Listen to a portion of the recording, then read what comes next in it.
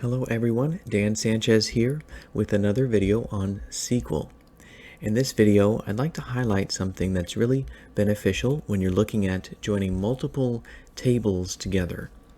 In previous videos, I've shared how you can run select statements to pull in information from a single table, like the select all from tables statement shows you all of the columns and all of the rows for that matter from the products table. Here's another one from the suppliers table within the Northwind database. And categories is another example. But what if we want to pull information from suppliers and products in the same query? That's where the join clause comes in. We're going to be looking at the default join or inner join. But first, let's take a look at the Northwind database diagram. I'll pull that up for us. And so this is actually a visualization of the Northwind database and all of the tables included in Northwind. So we've been focusing on products, but there's also categories, suppliers, employees, orders, and order details. So all of these have these relationships. You can see there is a relationship here linked, these links between each table. The other thing you can see are these yellow keys here. These are the primary keys of the tables.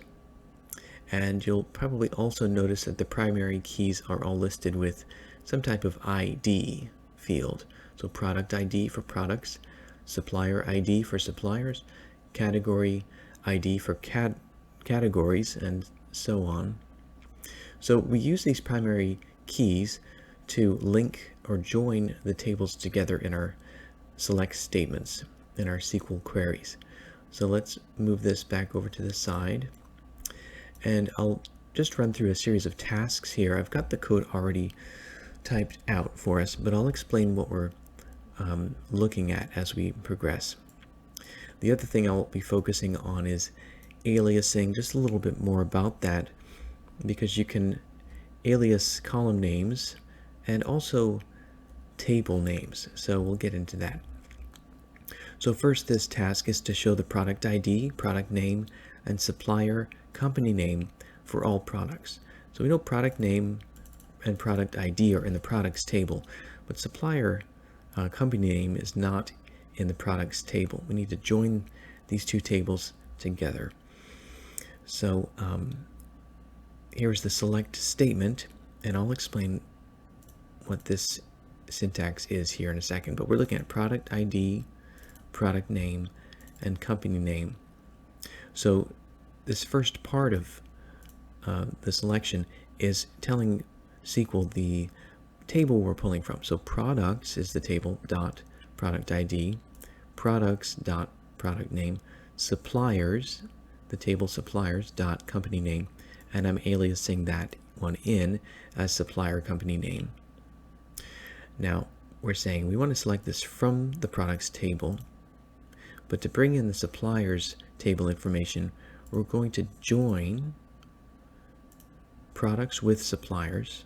So we're selecting from products, joining suppliers on these terms. So from products, join suppliers on the supplier ID from the products table being equal to the supplier ID in the suppliers table. And we're going to order that by products.product ID. So let's run this and see what it generates. And there we go. So we have product ID, product name, and now supplier name coming in. You can see these three products share the same supplier. Pretty handy. In the second task, we're showing the product ID, product name, and supplier company name. It's actually the same as the last one. But in this case, we're looking for only discontinued products with non-zero units in stock. So we need to add an aware clause, right? Basically, it's going to be similar syntax to this, but we're looking at adding some conditions to filter the rows. So once again, we are selecting product ID, product name, company name from the appropriate tables. I'm also aliasing these column names in as product ID with a space in there. You can see product name with a space and supplier company name instead of just company name.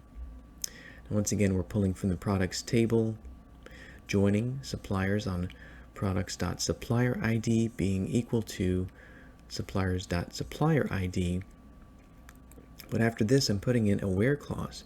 So where products.units in stock is not 0. This is the combination of less than and greater than is the operator for not being equal to 0, and products.discontinued is equal to 1, because 1 was the binary indicator of basically saying yes, that the product is discontinued. So we're isolating discontinued products with non-zero units in stock. And we're also ordering by product ID. And you'll notice this is the same order by statement, but using the alias that was supplied in this select query. So let's run this and we'll see fewer results here. So we have product ID, product name, supplier company name. These are the results for this where clause. So these have non-zero units in stock. We don't have that as a column represented, but it's safe to assume that that is non-zero, and these are discontinued. Okay, task 3 is to show the category name, product ID, product name, and unit price of all products. And we're only showing products whose inventory value is greater than $200. So similar to the previous task, we've got a where clause in here, but I wanted to show you aliasing tables. So you notice we're not actually typing out categories. The name of the table is categories. In the from statement here, from clause, we are specifying categories is going to be aliased in as C, just regular old C, lowercase c. So in our selects, we have C dot category name, where it normally would have been categories dot category name. I've done the same inside the join clause here. Join products as P, that's being aliased in, on C.category ID, which is saying the category ID in the categories table being equal to the category ID in the P or products table, once again aliased in. We're putting a where clause in here, where units in stock from products times the unit price in the products table is greater than $200. That's how we get that inventory value. Units in stock times the unit price being greater than $200. And finally, we're ordering by C dot category name, so the categories dot category name, and then by unit price in the products table descending. So there's quite a bit going on in this SQL query, but here are the results down below.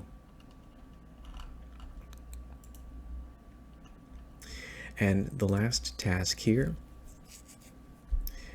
we are doing a little bit more aliasing on column names and table names. So we're showing the supplier name, category name, product ID, and product name of all products.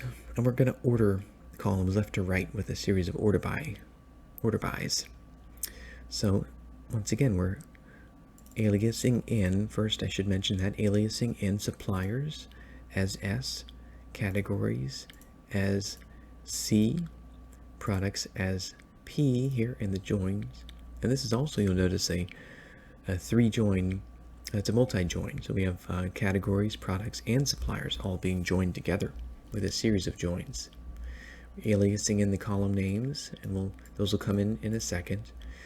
But we're saying we're pulling this from the categories table, joining products with these terms as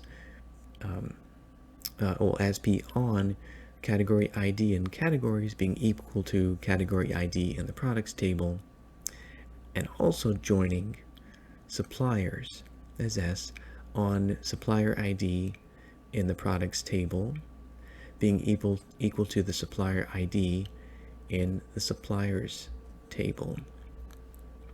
And finally, we are ordering all of this from left to right. So first, supplier name aliased in, category name is next, product ID is next, and product name. I want to make that space in there so it's matching the alias. So, yep, and let's put a space in supplier name too, just to make it a little cleaner. All right, so let's go ahead and run this and see what comes out. And these do appear to be ordered correctly. It's being ordered from left to right, so at least this appears to be correct, starting with A's.